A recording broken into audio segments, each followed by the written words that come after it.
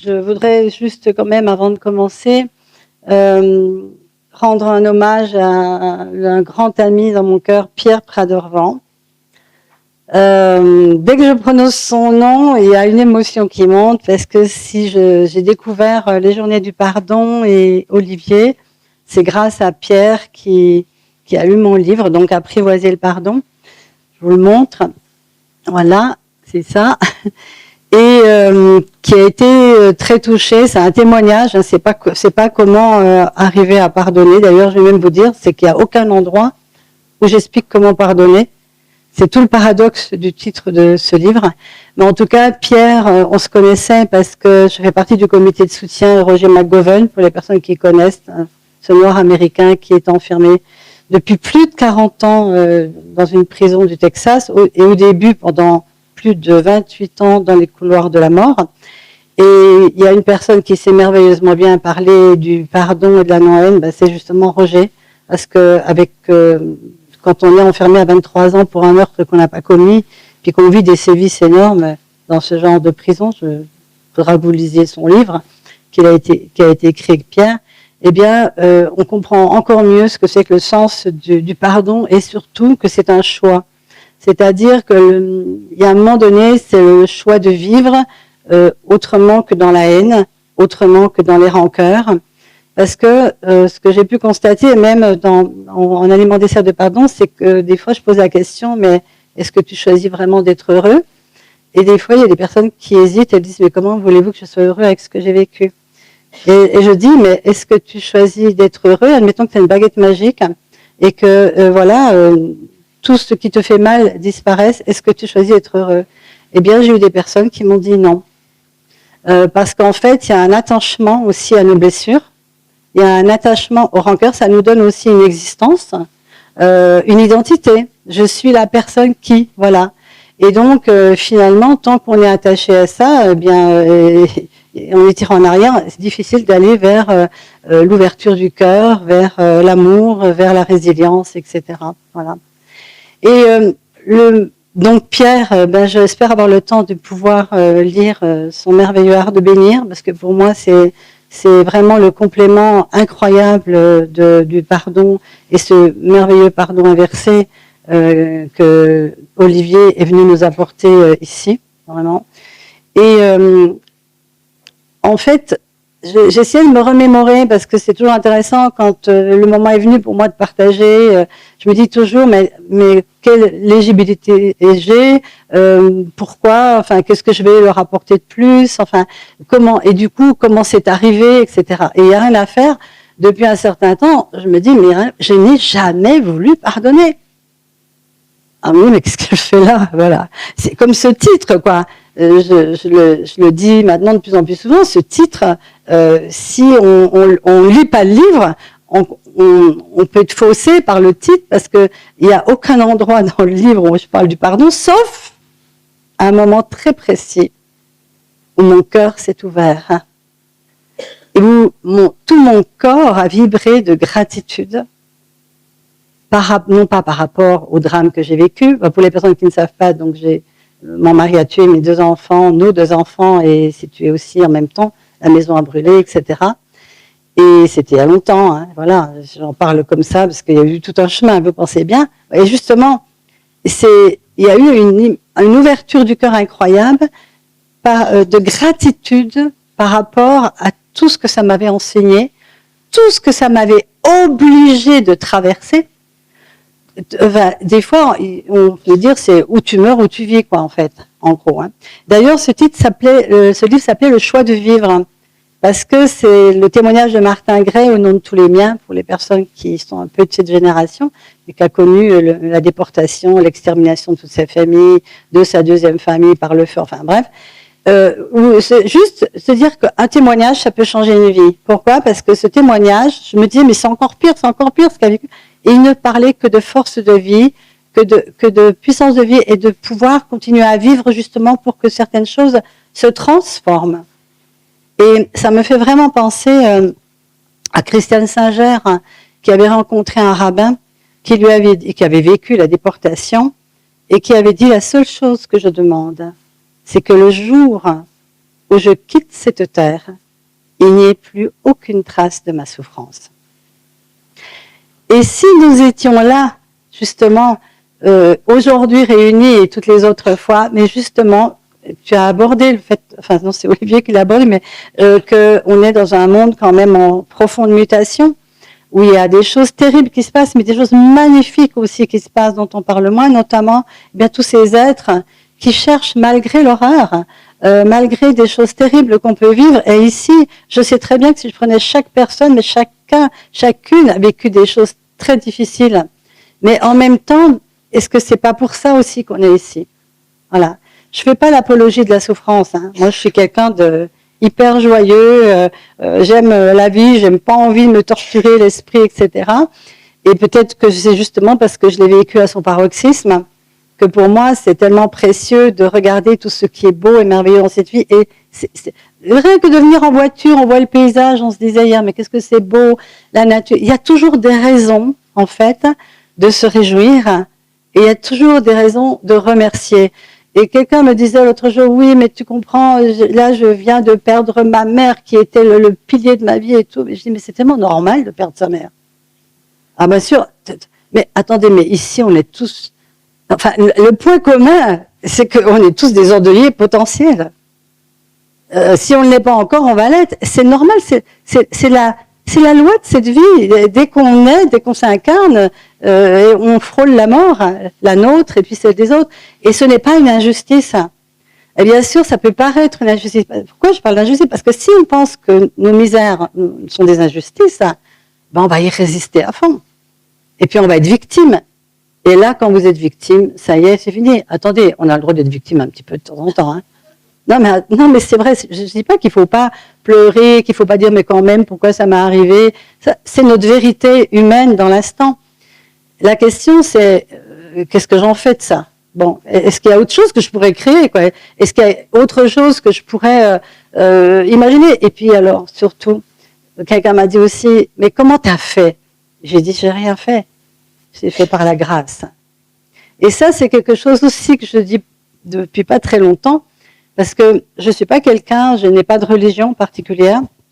J'ai envie de dire, je sais plus qui a dit, ma religion, c'est l'amour.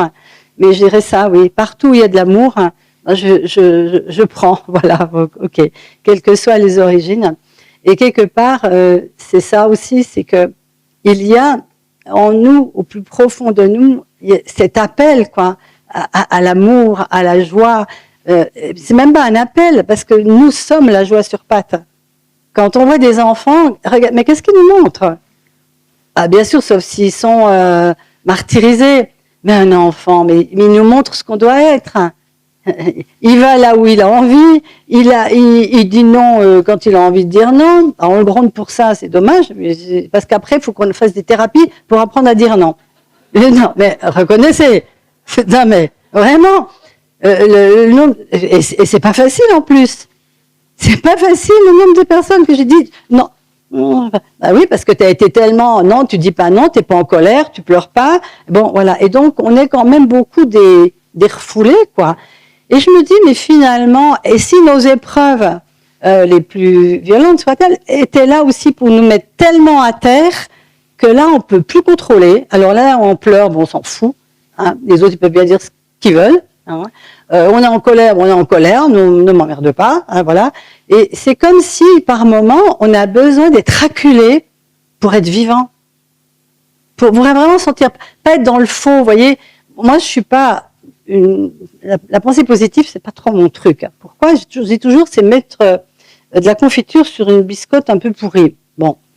C'est une image peut-être que certains n'apprécieront pas, mais combien de fois j'ai quand même vu des personnes qui refoulaient quelque chose, mais non, mais tout va bien, mais c'est merveilleux. Oui, ça peut l'être dans un second temps. Quand tu te casses la jambe, d'abord t'as mal.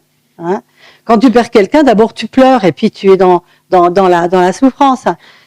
Un jour, j'ai entendu quelqu'un dire à une personne qui venait de perdre son enfant, mais tu sais, regarde le cadeau qui est caché derrière. Mais enfin, tu peux pas dire ça à quelqu'un à qui ça vient d'arriver. Moi, je peux le dire aujourd'hui. Parce qu'il y a eu des années de cheminement et tout d'un coup, tu te dis, mais finalement, s'il n'y avait pas eu ça, est-ce que j'aurais fait cette démarche intérieure? Est-ce que, voilà. Donc, en fait, il y a vraiment des étapes. Et je dirais que, pour moi, le pardon intellectuel, c'est pas possible. Bon, ça, c'est ma vision. Quand ma mère disait pardonne à ton frère ou demande-lui pardon, je disais, mais franchement, hein. Et si je devais le faire, je disais, pardon. Hein? Bon, franchement, ce pardon-là, il vaut rien, quoi. Quelque part, c'est pour ça que je dis le seul pardon, c'est pour moi, c'est celui. Alors je dirais, c'est un peu l'inverse quand Christian disait le pardon, ça donne la guérison du cœur ou quelque chose comme ça. Je sais plus comment tu l'as dit, mais j'ai l'impression que pour moi, ça a été que j'ai même pas voulu guérir en fait. Non, mais quand j'ai réfléchi, j'ai rien voulu. Et parce que j'ai rien voulu, enfin, j'ai pas voulu que mes enfants soient morts pour rien. Bon, ça, c'était un bon ancrage, quand même. Non, c'est parce que si je meurs à mon tour, ben, ça servira à quoi qu'ils soient morts, quoi. Mais j'avais aucune idée de ce que je pouvais en faire de ma vie. Vous savez, bon, c'est ça, mais à la fois, c'est horrible, mais en même temps, c'est génial. Pourquoi? Ben, parce qu'il n'y a plus de peur. Qu'est-ce que tu veux qu'il t'arrive de pire? Quand tu n'as plus peur, ben, tu vas à gauche, tu vas à droite, tu fais des choses que les autres disent, mais elle est folle. Ah ouais, ça, je sais qu'il y a eu des trucs, mais pourquoi elle fait ça? Pourquoi elle va à tel endroit? Pourquoi elle fait... Mais parce que pourquoi pas? Si vous voulez, voilà. Et ce pourquoi pas, après, j'ai réalisé que c'était pas si fou que ça, c'est simplement la vie qui me l'a amené. Et hier, c'était avec... où tu es? Avec toi, je discutais de ça. J'ai vraiment quand j'ai relu mon livre, j'ai dû le relire parce qu'il a été réédité chez Très Daniel. Je voulais un peu voir un petit peu ce que j'avais écrit. Et en lisant le livre, je me suis dit, mais punaise, mais en fait, j'arrête pas de dire, oui, il faut choisir, et puis on doit décider de notre vie, vous savez, puis tout le développement personnel autour de, oui, on crée tout et tout. Alors, oui, je pense qu'on crée tout, mais que c'était déjà créé, quoi. À un certain niveau, quand j'ai lu mon livre, je me suis dit, mais en fait, c'est comme si tout, il y avait un fil rouge, voilà, et comme si tout arrivait exactement, alors le pire comme le meilleur, mais c'est comme si tout arrivait, que c'était pas possible de l'empêcher, parce qu'il y avait quelque part un chemin à prendre. Bien sûr, sur le moment, je le voyais pas, et vous comprenez bien, c'est pas sur le moment, c'est avec le recul, c'est en se retournant, et en regardant tous les scénarios de vie, je me dis, mais tout est arrivé. Au moment où je pensais que tout était fini, une main par exemple, le livre de Martin Gray, j'avais programmé de me suicider le soir. Vous savez, quand on veut se suicider, c'est pas toujours parce qu'on veut mourir, c'est parce on veut plus souffrir. Parce que la souffrance, elle est tellement terrible, tu te dis non mais attends, je peux pas, quoi, voilà. Eh bien, au moment où j'avais programmé ça et tout, ça sonne à la porte et on me donne le livre de Martin Gray. Et d'habitude, je lis pas les livres. Alors, tous les livres de théorie, je peux pas. Par contre, les témoignages, je trouve ça formidable. Voilà, parce que je me dis, cette personne, ça peut être moi. Donc en fait, c'est juste, finalement, on n'a rien à apprendre à personne. Enfin, moi, c'est pour ça que hier, quand je vous entendais tous, là, les intervenants, c'était rigolo, il y avait une réunion. Bon, j'en parle parce que je me suis dit à un moment donné, c'est ça en fait. Là, on est dans le microcosme de ce que va être ces 3 jours. C'est-à-dire qu'en fait, on est tous venus en disant on a préparé des trucs, enfin pas tous, mais presque. Mais finalement, non, je vais pas faire ce que j'ai dit. Tout simplement pourquoi? Parce qu'on vient pas dire des choses préformatées, on vient exprimer ce qu'on est et ce que la vie a transmuté à l'intérieur de nous. Et donc, les personnes, elles peuvent ne pas aimer, mais en même temps, c'est notre vie. Et puis s'il y en a une qui se dit mais c'était, elle a pu, oui, il a pu, moi aussi. Parce qu'en fait, ce qu'on manque beaucoup aussi, c'est d'espoir. Et je trouve que la meilleure façon de pouvoir transmuter nos blessures, nos drames, etc., c'est de voir qu'il y en a qui l'ont fait. Et finalement, notre devoir, j'aurais envie de dire, serait de témoigner tous. Quand la vie nous a apporté des choses que certains vont qualifier de terribles, d'épouvantables, et ça l'est. C'est ça qu'il faut comprendre, que ça l'est. Mais en même temps, de voir que cette désolation et ce désastre nous amène la résurrection, c'est ça aussi. Moi, j'adore, je suis contente que ce soit Pâques. Moi, j'aime ce symbole de la résurrection, de ressusciter. Moi, j'ai vraiment le sentiment que je suis morte à une époque. En 1985, la personne que j'étais est morte. mais elle est morte symboliquement. Mais j'aime beaucoup le symbole, vous savez, de la chrysalide, du papillon. J'anime un coaching qui s'appelle métamorphosine, c'est-à-dire on est en train de se métamorphoser. Et je donne toujours cette image. En tant que chenille, on peut aller dans toute notre perfection de chenille, mais la chenille, elle sera toujours limitée. Et à un moment donné, elle doit mourir. Hein. Elle doit mourir à son état de chenille, ou tout moins, elle se transforme, parce qu'elle ne meurt pas totalement, puisqu'il y a une transmutation. Et je ne sais pas si vous avez vu comment ça se passe, mais c'est dingue, quoi. Elle se liquéfie complètement, mais il reste les protéines qui vont constituer donc le futur papillon. Moi, je suis toujours émerveillée quand je vois ça, et je me dis, mais la vie, elle est comme ça. C'est un émerveillement. Donc, toutes les morts que peut vivre de nos proches, et même la nôtre, symboliquement ou réelle à un moment donné, ne sont que des transmutations et des transformations. Mais comme je disais avec mon ami hier, on dit, on a beau le savoir, c'est pas parce qu'on sait, par exemple, que par exemple, des êtres qu'on aime sont dans la lumière, qu'on va pas pleurer, puis qu'ils vont pas nous manquer. Et je trouve que c'est important d'accueillir cette notion de manque. La seule chose que je peux dire, c'est que ce qui m'a transmuté, moi, à un moment donné, c'est déjà d'accueillir les émotions. T'es en colère, t'es en colère. Quand tu pleures, tu pleures. Et je me suis rendu compte que les émotions, ça tue pas. Mais qu'à un moment donné, tu vas au bout. Et quand tu vas au bout, il y a autre chose qui se met en place. Et c'est ce qui me permet de dire que quand on donne des médicaments à des personnes pour qu'elles ne vivent pas leurs souffrances, moi je suis convaincue qu'on n'a que les souffrances qu'on est capable de supporter. Et quand on veut accompagner pour aider, bien sûr, ça se fait dans un bon sentiment, mais avec des médicaments qui endorment un peu, qui diminuent les effets, eh bien c'est comme ça que dans les deuils notamment, il y a des gens, au bout de 50 ans, ils n'ont toujours pas fait le deuil. Ça revient toujours par couche, par dose. Et ce que je peux dire, c'est que le jour, et c'était à Bénarès, donc des foyers de crémation, c'était un endroit symbolique en plus, où il y a eu cette, je sais pas comment dire, comme une grâce qui m'est tombée dessus, où je me suis dit, mais punaise, mais ce qui est en train de mourir là, de brûler, mais c'est une carcasse, c'est vide, il n'y a plus rien. Mais il n'y a plus rien, mais la vie, elle est là, elle est autour de moi, elle est en moi, et ça ne meurt jamais. Et il y a eu quelque chose comme ça, de l'ordre de presque extatique. Et quand j'ai regardé le chemin parcouru et tout, je me suis dit, waouh, merci, merci, merci, merci. Et dans mon livre, j'écris ce moment-là où je dis, enfin, j'ai découvert le véritable pardon. C'est pour ça qu'ils ont mis le titre. C'est le don qu'on reçoit de l'épreuve.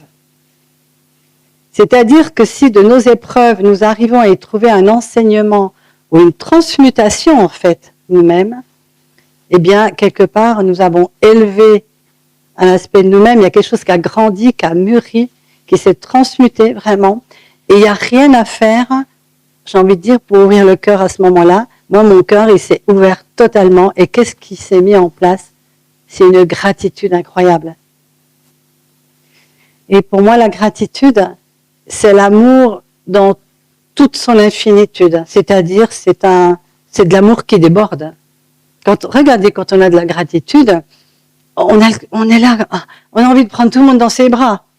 Même quelqu'un qui vous a fait du mal, se disant 2-3 mois plus tard, vous avez oublié, vous en foutez, vous prenez la personne dans vos bras. Quand la gratitude, elle est là, quand elle coule comme une source et qu'elle va inonder tout le monde sans sélection, là, on est dans le véritable amour. C'est l'amour, il y a toujours un peu le mot amour tel qu'il est utilisé, il est souvent conditionnel quand même. Dans la gratitude, il n'y a pas de condition. Ça déborde et ça déborde. Et cette gratitude, on peut l'avoir pour tout et toute chose. Et je voudrais, Gaïa, tu es prête? Je voudrais vous mettre juste une petite vidéo courte autour d'un texte que j'ai écrit sur la gratitude et qui est dans mon livre d'ailleurs, et que j'ai eu envie de mettre en image, parce que je me suis dit, mais vraiment, mais sans gratitude, peut-il vraiment y avoir un véritable pardon? Ça, c'est la question que je vous pose pendant qu'on regarde la vidéo. La gratitude. La gratitude est l'expression la plus accomplie de l'amour. Elle déborde naturellement de ce trop-plein du cœur, sans rien attendre en retour. Elle est la porte pour le pardon inconditionnel, celui qui se révèle par lui-même de cet état de reconnaissance et de remerciement infini. Gratitude à ceux qui m'ont donné la vie. Gratitude à ceux par qui j'ai souffert et grâce auxquels j'ai pu observer mes blessures réactivées. Gratitude à ceux qui ont creusé ces blessures jusqu'à ce qu'enfin je me les réapproprie et je les guérisse. Gratitude d'avoir reçu des synchronicités, des processus pour modifier mes croyances et avoir compris que leur fréquence conditionne mes expériences.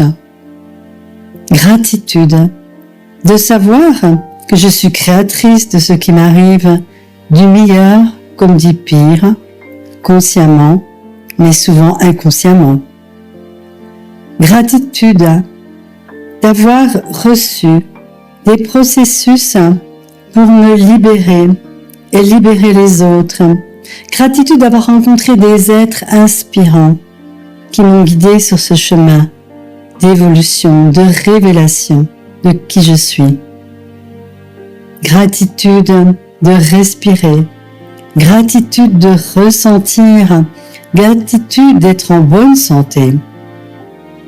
Gratitude quand je suis malade et que ça me rappelle combien la santé est précieuse.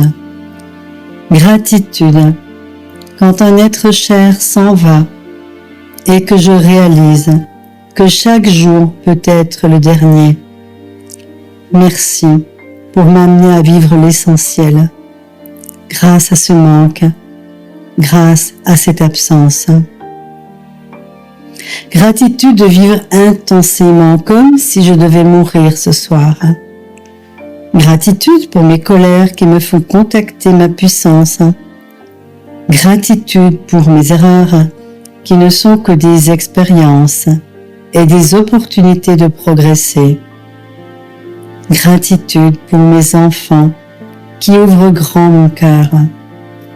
Gratitude pour mes amis qui enchantent ma vie. Gratitude à celui par qui je me suis laissé briser le cœur. Gratitude pour avoir trouvé la force de guérir et de comprendre. Gratitude pour ces amours qui m'accompagnent dans ma vie. Gratitude pour mes larmes qui me rendent plus humaine. Gratitude pour ma joie qui me fait danser, chanter. Gratitude pour mes tristesses qui me font toucher la préciosité de la joie. Gratitude pour ceux qui, comme mon ami Roger McGovern, me donnent espoir d'une humanité grandie et consciente. Gratitude à Roger de me rendre si reconnaissante envers son témoignage de non-haine, de pardon et d'amour. Gratitude à ceux qui œuvrent pour la paix. Gratitude à ceux qui tombent et se relèvent. Gratitude à ceux qui liront ceci jusqu'au bout. Et gratitude à ceux qui ne le liront pas. Et gratitude à ma merveilleuse fille Gaïa. Gratitude à la vie.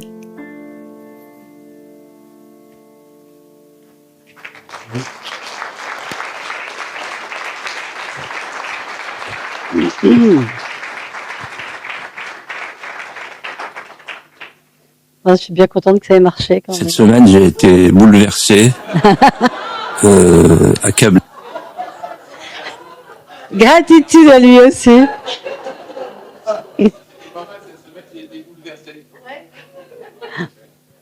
Alors, je regarde là parce que, voilà. Mais c'est bien. Ok, c'est bon. Alors, justement, c'est vrai que c'est facile d'avoir de la gratitude pour les gens qu'on aime. c'est un tout petit peu plus difficile d'avoir de la gratitude pour les dirigeants politiques, pour tout ce qui se passe dans le monde, pour mon voisin qui arrête pas de me faire des misères, etc. C'est vrai ou pas? Il faut reconnaître, quoi. On peut le dire, hein. On peut dire. Et c'est pour ça que je voudrais associer. Pour moi, la gratitude, c'est vraiment ce moment où le cœur s'ouvre tellement. Quand tu as le cœur ouvert, non mais regardez quand vous avez le cœur ouvert, ou même quand vous avez un amoureux, une amoureuse, ou quelqu'un puis que vous prenez dans les bras, et puis tout d'un coup ça circule, et puis c'est bon, et puis on se détend, on se laisse aller, il y a quelque chose qui fond. En fait c'est ça. Ah oui, mais c'est ça, la glace qui fond. Vous savez quoi, avant de continuer, on va faire quelque chose, parce que souvent on a envie vraiment de pardonner, d'aimer, etc. Sinon, on ne serait pas tous ici. Hein. Mais parfois, pourquoi c'est difficile? Il y a un mécanisme énergétique, réflexe, j'ai presque envie de dire, quand on est blessé.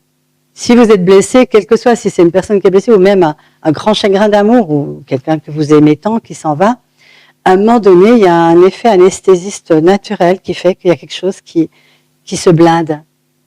C'est-à-dire que on pourrait dire qu'on met des glaçons, en fait. Voilà, moi, on met, sans le faire exprès, mais on est entouré d'un iceberg invisible. Et cet iceberg invisible, ben, c'est pas très confortable parce qu'on se dit, mais moi, je ressens pas grand-chose, j'arrive pas à sentir l'amour, j'arrive pas. Puis en même temps, c'est confortable parce que on ne souffre moins aussi. Mais il y a une chose qu'il faut pas oublier, c'est que c'est la même porte, la porte de la souffrance que la porte de l'amour. Il y a qu'une seule porte. Il y a celle du cœur. Et je vous informe, mais on le fera dans l'atelier, ça, parce que pour moi, l'ouverture du cœur, c'est quelque chose que tout le monde peut vivre et qu'on vit aussi quand on fait les cercles. Je me rappelle la dernière fois, Olivier l'avait dit, non, c'est pas une ouverture du cœur, c'est une guérison du cœur. Ben, moi, je trouve quand même que... Ben, remarquez, la guérison du cœur, c'est ça. Non, mais quand tu guéris ton cœur, en fait, quand t'es pas guéri, t'es comme ça, t'es contracté, t'es frustré, tu souffres, t'as mal dans ton dos, etc. Quand tu commences à lâcher, hein, et puis à aimer de nouveau, parce que c'est ça. Moi, ce que ça m'a amené, c'est qu'un jour, c'est-à-dire, quand on s'accroche au deuil de la disparition de ce qu'on aime, il y a parfois, on peut croire que quand on souffre, on est plus proche d'eux. C'est comme si, voilà, l'amour, c'est la souffrance du manque. Moi, j'ai compris à un moment donné que c'était pas vrai. Parce que tant que j'ai souffert, et j'ai souffert beaucoup, bien sûr, mais j'étais coupée, finalement, de l'amour que j'avais pour mes enfants. Paradoxalement, c'est l'amour que j'avais pour eux qui m'a donné la force de tenir, puisque je voulais pas qu'ils soient morts pour rien. Mais ce qui s'est passé quand les glaçons ont fondu, justement, quand cette gratitude, là, j'ai senti un amour pour mes enfants. Ah, mais j'étais là, mais merci Annick, merci Davy. Et j'avais l'impression qu'ils dansaient dans mon cœur. Mais je les sentais danser, je les sentais vivre. Je dis, mais de toute façon, c'est sûr, ils sont vivants quelque part. C'est pas une sorte de religion, de croyance, là. Tout d'un coup, c'était évident. Et à partir du moment où j'avais ouvert là, tout devenait tellement plus vivant. Et puis, tout avait tellement moins d'importance dans les choses qui vont pas, etc., dans ce monde. Quand même pas oublier que bah demain, peut-être qu'il y aura une personne en moins, ils n'ont pas de main. Pas de main. Ça fait désordre. Hein. Non, mais vous le saviez bien. Souvent, une personne, elle s'en va, on dit, mais je comprends pas, je l'ai vue hier, elle était vivante. Ben oui. Avant de mourir, on est vivant, vous comprenez? Et je dis pas qu'il faut... Alors, il y a un proverbe tibétain qui dit, celui qui se lève le matin et qui ne pense pas à la mort a raté sa journée, et celui qui se couche le soir et qui ne pense pas à la mort a raté sa nuit. Vous allez me dire, c'est quoi ça? Ben non, mais c'est vrai. Quand tu sais que tu peux mourir parce que tu es quelqu'un de mortel, qu'à un moment donné, tu dis, attends, si je devais mourir demain, est-ce que je m'embêterais avec ça? Non, ben non. Et du coup, tu vis intensément. C'est ça, vivre le moment présent, en fait. Et le moment présent, c'est que de toute façon, voilà, je racontais l'histoire d'une maman, c'est dimanche, le petit garçon, il dit, oh, maman, on va au parc, s'il te plaît, et tout. La maman dit, ah non, mais attends, il faut que je fasse le ménage, il faut que je fasse la vaisselle, je passe aspirateur, etc. Et quand elle a fini, elle dit, bon, je suis prêt. Le petit garçon, il a plus envie, il est en train de jouer dans sa chambre, puis c'est fini. Et il y a quelque chose qui est raté. Alors, pour tous les maniaques du ménage, de ce qu'il faut faire, vous savez, les trucs qu'on doit faire avant. Les choses qu'on doit faire avant d'aller embrasser telle personne, les choses où on n'a pas le temps parce que j'ai ça à faire, les moments où vous êtes invité pour faire la fête, alors oui, non mais je peux pas parce que... Attends. Et si demain, la personne qui vous a invité, elle meurt, vous allez dire quoi? Franchement, mon dossier que j'avais à remplir, il aurait pu attendre un petit peu. En fait, et si on remettait l'essentiel dans notre vie? Et si, au lieu de ruminer pendant des années contre quelqu'un qui vous a fait quelque chose quand vous étiez petit, puis que c'est à cause de lui que vous êtes malheureux aujourd'hui, je suis psychothérapeute à la base, j'ai un peu arrêté d'écouter tout ça, parce qu'à un moment donné, il y a un moment donné, écoutez, on a tous vécu des trucs, encore une fois, petits, on a pu être abusé, on a pu ne pas être désiré, non mais les scénarios, je peux vous en citer plein. Hein. En fait, ce que je me rends compte, c'est que c'est extrêmement rare qu'on ait vraiment vécu la vie parfaite et idéale, et peut-être tant mieux, puisque, encore une fois, c'est dans l'épreuve qu'on trouve nos ressources. C'est dans l'épreuve qu'on s'abandonne aussi à la source. Ah, ressources et sources, tiens. C'est aussi dans l'épreuve que même si on n'est pas croyant, comme c'était mon cas, pas religieux et rien, tout d'un coup, on rentre dans une église, on ne sait pas pourquoi. Moi, ça m'est arrivé. Et je me suis assise, puis là, il y avait quelque chose de moi qui lâchait tout le contrôle. Et tout d'un coup, j'avais l'impression de sentir une main sur mon épaule, dans mon dos. Des trucs étranges. Et tout d'un coup, j'avais l'impression d'être bercée, d'être enveloppée. Et peu à peu, aussi, non seulement j'ai fait confiance que j'avais des ressources cachées, mais j'ai surtout fait confiance à la source cachée. Celle qu'on ne voit pas, qu'on ne nous apprend pas, qu'on ne nous dit pas. Enfin, on ne nous le dit pas de cette façon-là, même dans les catéchismes et tout ça. Hein. Et de la ressentir en tout, dans la nature. Vous savez bien, hein, quand on n'est pas bien, on est content d'aller marcher. Et tout d'un coup, vous avez remarqué, vous marchez, puis il y a quelque chose qui s'allège. Parce que déjà, on touche la terre, notre mère, c'est une énergie incroyable. Puis dans la nature, il n'y a plus de jugement, il n'y a plus les critiques, il n'y a plus les conseils. Vous savez, les grands yakas que vous rencontrez, ils devraient faire ci, ils devraient faire ça, tout. Et qui sont gentils en même temps. Ils veulent essayer de vous aider, mais est-ce qu'on aide un papillon à prendre son envol en déchirant la chrysalide pour qu'il souffre moins? Ben, il ne trouve pas sa force et il meurt. Hein. Donc parfois aussi, aider, aimer, c'est être présent.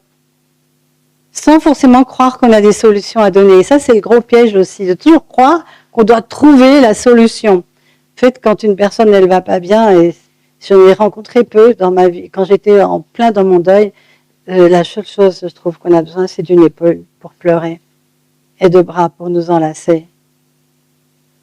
Est-ce que on le fait? Voilà. Alors, je vais vous inviter justement à toucher cette zone-là de l'amour du cœur. Et je vous disais, souvent on blinde, tout ça.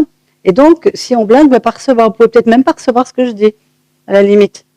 Et donc, on va faire quelque chose de tout simple, énergétique. Vous n'avez même pas besoin de bouger, vous n'aurez même pas besoin de vous lever. Tout simple, voilà. C'est qu'on va imaginer qu'on a ce glaçon qui est là.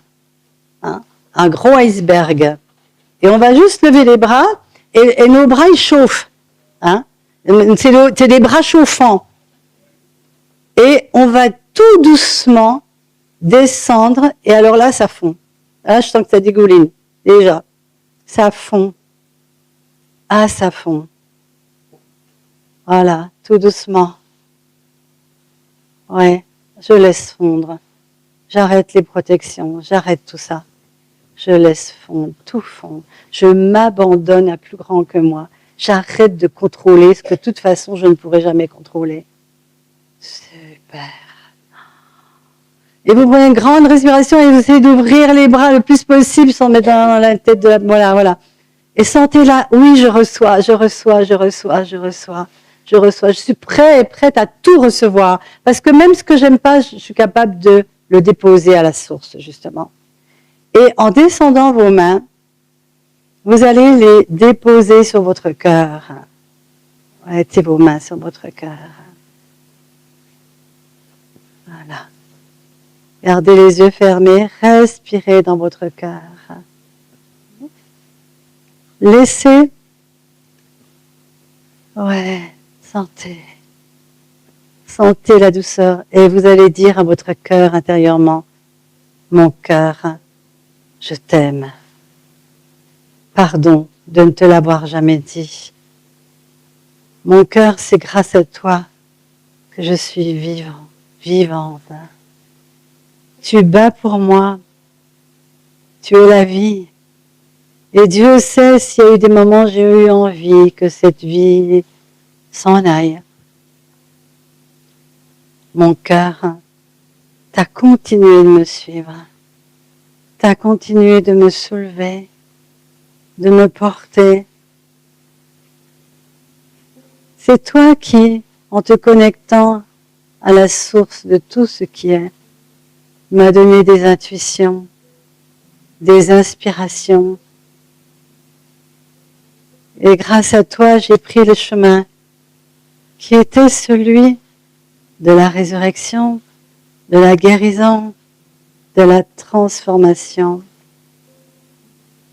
Oh mon cœur, c'est toi qui m'as permis de tomber ou de monter en amour. C'est toi aussi qui m'as permis de sentir les chagrins d'amour. Mais ça m'a rendu tellement humaine. Merci mon cœur. Gratitude de m'avoir amené jusqu'ici, parmi tous ces êtres qui sont habités par cette envie d'ouvrir grand, encore plus grand, cette porte de la joie, de la lumière, de la communion. Respirez dans votre cœur. Et vous allez imaginer maintenant que de ce cœur vivant, vibrant, ce cœur qui prie, ce cœur qui aime, eh bien, va sortir comme un faisceau de lumière et qui va aller rejoindre tous les cœurs dans cette salle. Imaginez, visualisez ce faisceau de lumière qui part de votre cœur et qui s'amplifie en allant vers chaque personne, jusqu'à ce que nous créions tous ensemble un cœur immense, qu'il n'y ait plus qu'un seul cœur dans cette pièce, un cœur qui vibre, un cœur qui aime, un cœur qui peut ressentir aussi les chagrins. C'est pas grave. Après la pluie vient le soleil. Juste laisser être.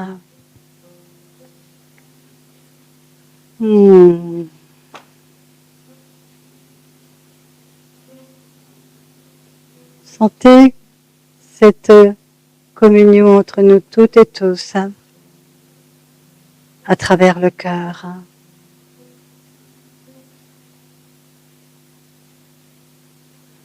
Laissez tomber les fardeaux.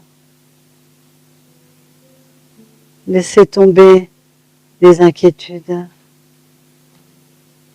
Offrez tout ça à ce qui est plus grand que nous, à la source qui a juste envie de prendre soin de vous. Si vous lâchez les armes, si vous lâchez les armures, il y a une guidance invisible qui est notre seule sécurité sur cette terre, c'est la conscience.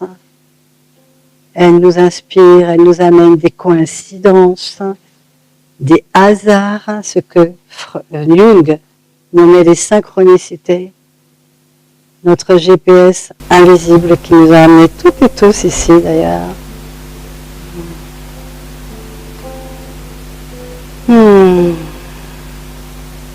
Puis vous pouvez déposer vos mains. Et quand vous êtes prêts, vous ouvrez les yeux. Est-ce que c'est pareil maintenant?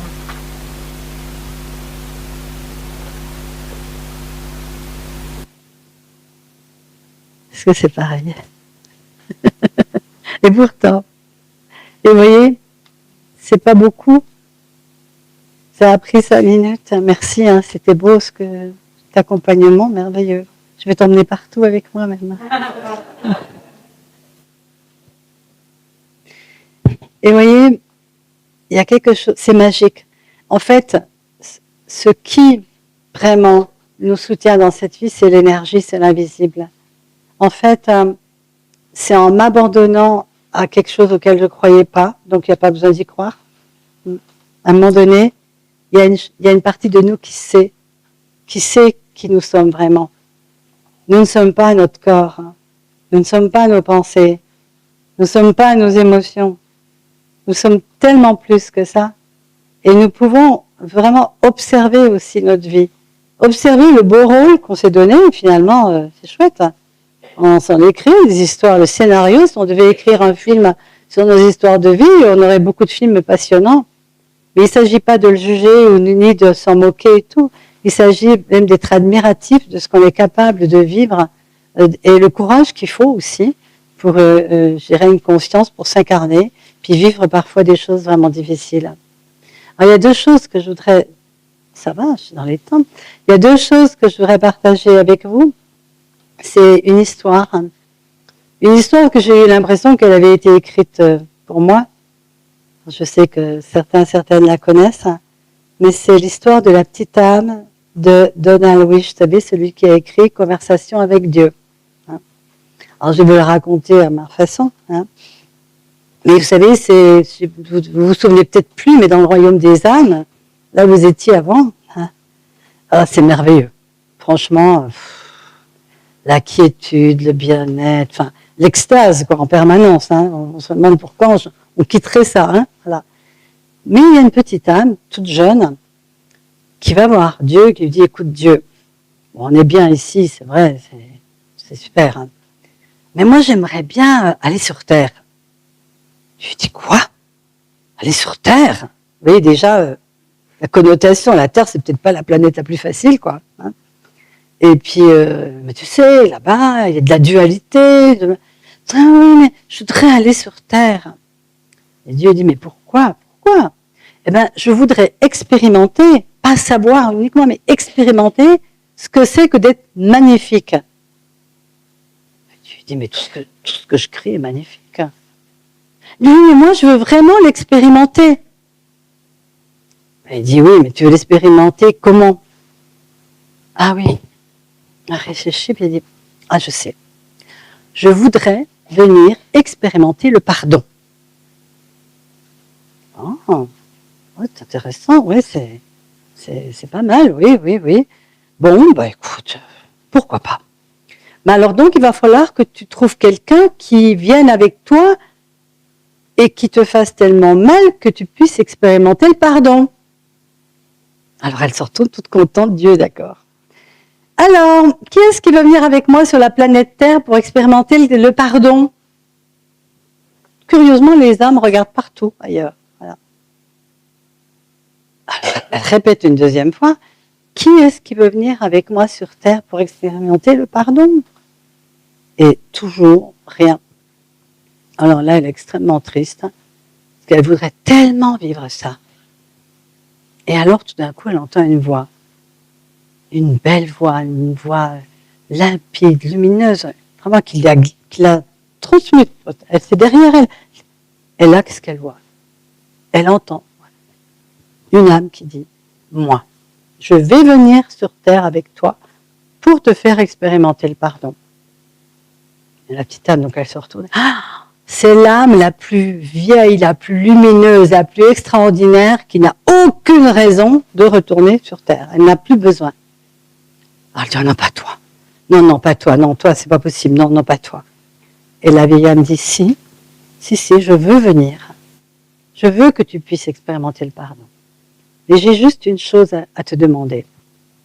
Je vais devoir tellement baisser mes vibrations pour te faire mal que je risque d'oublier qui je suis et d'où je viens. Alors toi, s'il te plaît, ne l'oublie pas.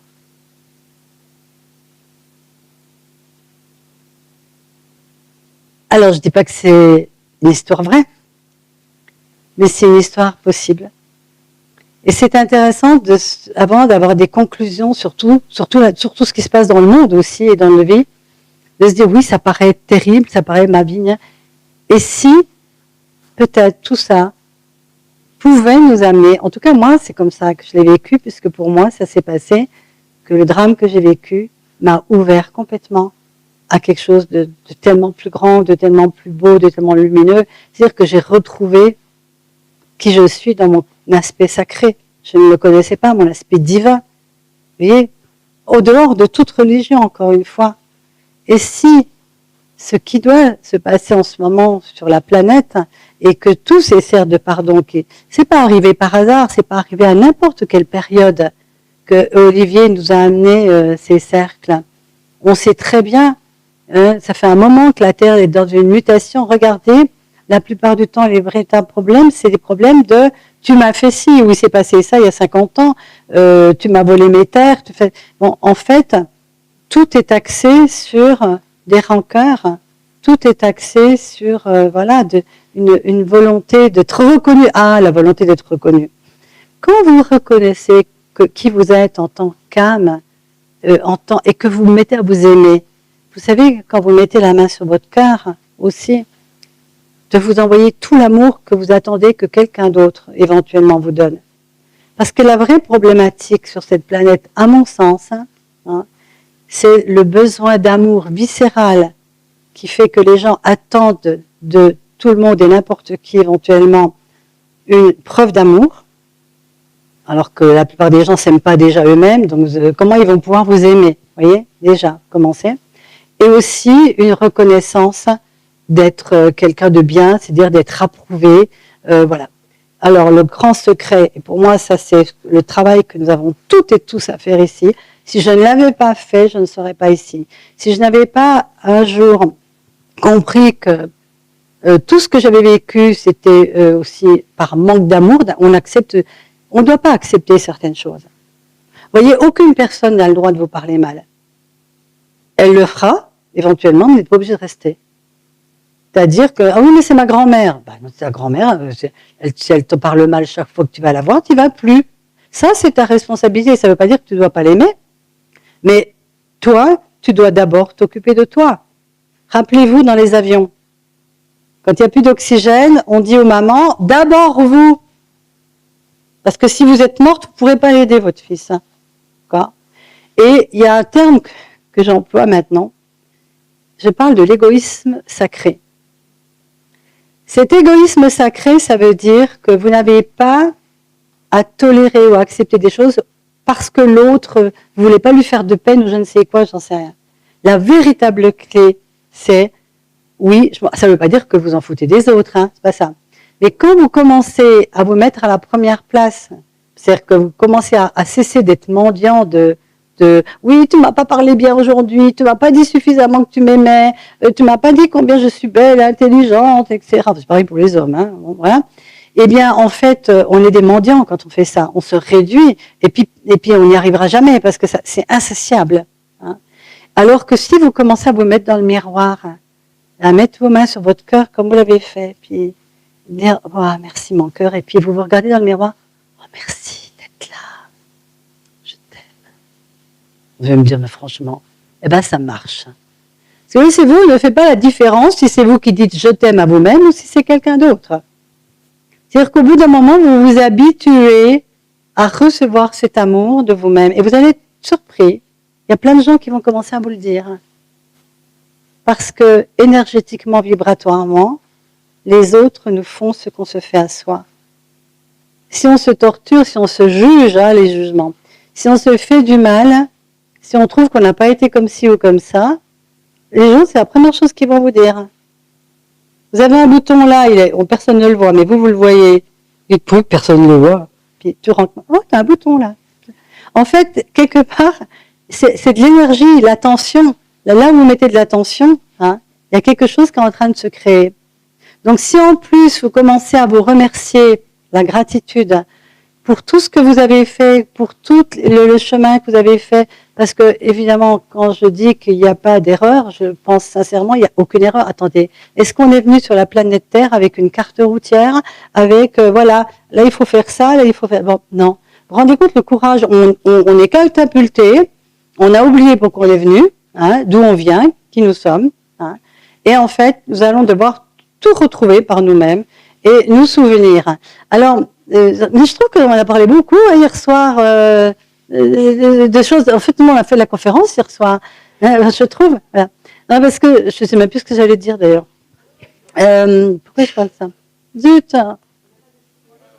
Ah oui, voilà. Oh, merci, vous écoutez, c'est bien. Voilà. En fait, moi, je suis jungienne à la base. Et Jung, il disait quelque chose d'intéressant. Il dit, on passe la première partie de notre vie, quand on arrive, là, on est complètement la joie, on est le divin en mouvement, le divin qui bouge, qui chante, qui danse. Et voilà. Ça, c'est notre nature naturelle et profonde. C'est là où nous devons aller. Hein. Alors, je dis pas qu'en un atelier, je vais vous amener là, mais je vais faire tout pour, quand même. Voilà. Parce qu'elle n'est pas loin, la joie. Quand on dit qu'on n'a plus la joie, mais non, attendez, elle s'en va pas, la joie, c'est ce que vous êtes. C'est ce qu'il y a devant qu'il faut ôter.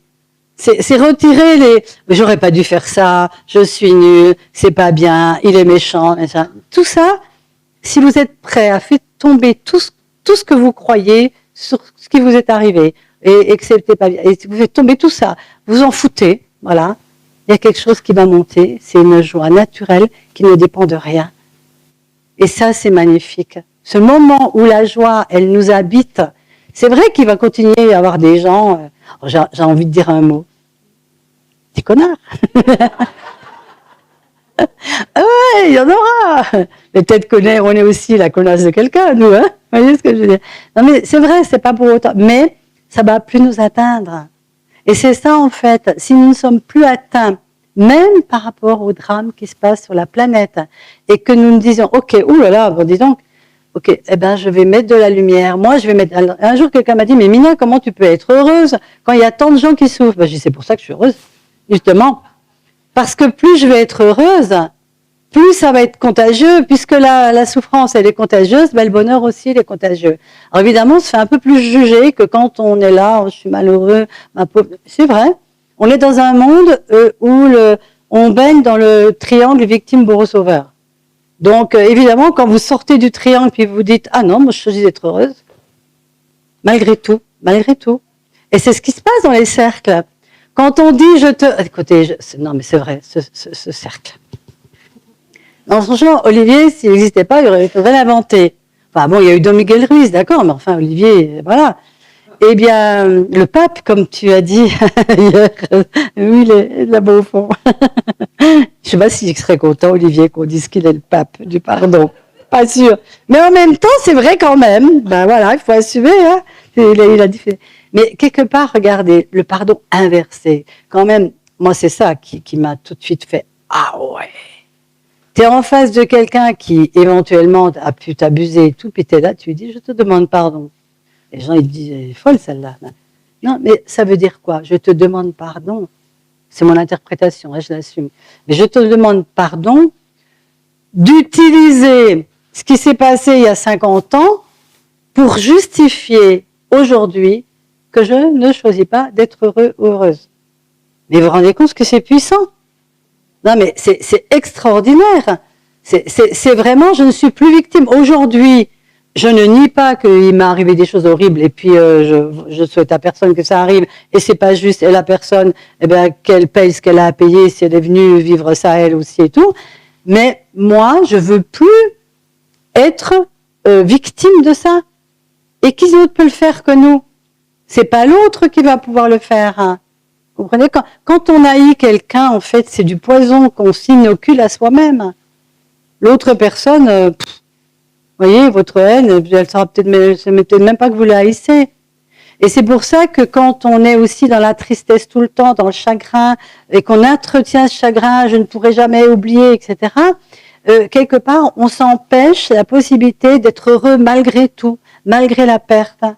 Et le jour où j'ai commencé à ressentir de nouveau la joie, le bonheur en moi, j'ai pu sentir tout l'amour que j'avais pour ceux qui étaient partis ou même pour ceux qui m'avaient fait du mal. Et j'ai eu envie aussi de me souvenir de cette histoire de la petite âme. Et qui sait que peut-être les plus grandes blessures que j'ai eues, elles étaient aussi salutaires. Et que si c'est vrai, cette histoire de la petite âme, ben ça veut dire que c'est des sacrées grandes âmes alors qui s'incarnent aussi pour accepter de faire le mal. Parce que n'oublions pas quand même que s'il y a tant de gens qui sont dans l'éveil de conscience, parce que c'est quand même, moi, quand j'ai commencé, moi il y a 40 ans, on parlait pas trop de tout ça, hein, voilà. Alors moi, je parle plus de développement personnel, parce que ce mot, il m'agace un peu, il y a toutes les sauces maintenant. Non, parce que je me dis, on n'a rien à développer, la seule chose qu'on aurait à développer, c'est l'ego, alors c'est pas le moment, quoi. Et donc, j'aime mieux parler de dépouillement personnel. C'est-à-dire qu'on se dépouille de tout ce qui n'est pas nous, en fait. Hein. Voilà, on devient tout nu, ben, c'est formidable aussi d'être vrai. Donc, en fait, c'est ça que je voulais partager avec vous, que le pardon, la gratitude, tout ça, pour moi, c'est les portes de l'amour infini, de l'ouverture du cœur, et que quand on a guéri notre cœur et qu'on accepte de s'aimer, malgré ce qu'on a vécu, eh bien, le pardon, il se fait tout seul. Je dis souvent, le pardon, je ne l'ai pas cherché, mais il est évident. Il est évident, parce que je n'ai rien à pardonner, en fait. Voilà. Merci. Non. Non, j'ai une chose encore. Non, j'ai encore 2 minutes, c'est extraordinaire. J'en viens pas, le timing, c'est extraordinaire. Non, je veux terminer avec le Pierre Pradervant, qui me manque tant, mais il me manque énormément, qui est parti en juillet, donc, dans les étoiles, hein, et qui nous a laissé beaucoup, beaucoup de cadeaux, et dont le simple art de bénir. Et je me dis que si on utilisait ça tout le temps, même quand on a du mal, par exemple, à pardonner, mais vous bénissez quand même, il y a quelque chose qui se transforme. Moi, je l'ai vu avec ma voisine. J'espère qu'elle n'écoutera pas la vidéo. Non, mais j'ai une voisine qui a mal. Et j'en avais marre de me dire, à un moment donné, je me suis dit, je la bénis, qu'elle soit bénie, qu'elle soit bénie. Puis à un moment donné, je l'ai rencontrée, elle m'a dit des trucs, ça m'a rien fait. Elle n'a pas changé, mais ça m'a rien fait. Parce que c'est ça, en fait. Hein. Donc, Pierre Pradervant, hello Pierre. Au réveil, bénissez votre journée, car elle déborde déjà d'une abondance de biens que vos bénédictions font apparaître. Car bénir signifie reconnaître le bien infini qui fait partie intégrante de la trame même de l'univers. Il n'attend qu'un signe de nous pour se manifester. En croisant les gens dans la rue, dans le bus, sur votre lieu de travail, dans le métro, bénissez-les tous. La paix de votre bénédiction sera la compagne de leur chemin, et l'aura de son discret parfum une lumière sur leur route. Bénissez ceux que vous rencontrez dans leur santé, dans leur travail, dans leur joie, leur relation au divin, à eux-mêmes et aux autres. Bénissez-les dans leur abondance et dans leurs finances. Bénissez-les de toutes les façons concevables, car de telles bénédictions ne sèment pas seulement les semences de la guérison, mais un jour jailliront comme autant de fleurs de joie dans les espaces arides de votre propre vie. En vous promenant, bénissez votre village ou votre cité, ceux qui la gouvernent et ses enseignants, ses infirmières et ses balayeurs, ses prêtres et ses prostituées. À l'instant même où quelqu'un exprime la moindre agressivité, colère ou manque de bonté à votre égard, répondez avec une bénédiction silencieuse. Bénissez-les totalement, sincèrement, joyeusement, car de telles bénédictions sont un bouclier qui vous protège de l'ignorance de leurs méfaits et détourne la flèche qui vous est adressée. Bénir signifie désirer et vouloir inconditionnellement, totalement et sans réserve aucune, le bien illimité pour les autres et les événements de la vie, en puisant aux sources les plus profondes et les plus intimes de votre être. Cela signifie révérer et considérer avec un émerveillement total ce qui est toujours un don du Créateur, et cela, quelles que soient les apparences. Celui qui est porté par votre bénédiction est mis à part, consacré, entier. Bénir tout et tous, sans discrimination aucune, constitue la forme ultime du don. Car ceux que vous bénissez ne sauront jamais d'où vient ce rayon de soleil qui soudain perça les nuages de leur ciel, et vous serez rarement témoin de cette lumière dans leur vie. Quand dans votre journée, quelque événement inattendu vous bouleverse, vous, autant que vos plans, éclatez en bénédiction, car la vie est en train de vous apprendre une leçon, même si sa coupe peut vous sembler amère. Car cet événement que vous pensez être si indésirable, vous l'avez en fait suscité afin d'apprendre la leçon qui vous échapperait si vous hésitiez à bénir.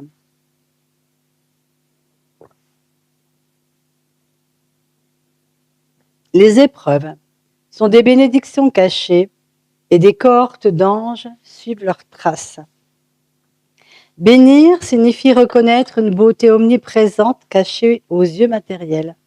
C'est activer la loi universelle de l'attraction qui, du fond de l'univers, amènera dans votre vie exactement ce dont vous avez besoin dans le moment présent pour grandir, progresser et remplir la coupe de votre joie. Quand vous passez devant une prison, bénissez ses habitants dans leur innocence et leur liberté, leur bonté, la pureté de leur essence et leur pardon inconditionnel. Je suis désolée. Car on ne peut qu'être prisonnier de l'image qu'on a de soi-même, et un homme libre peut marcher sans chaîne dans la cour d'une prison, tout comme les citoyens d'un pays libre peuvent être prisonniers quand la peur se tapit dans leurs pensées. Je vais sauter un peu. Et par-dessus tout, n'oubliez pas de bénir cette personne merveilleuse, totalement belle dans sa vraie nature et si digne d'amour que vous êtes. Merci.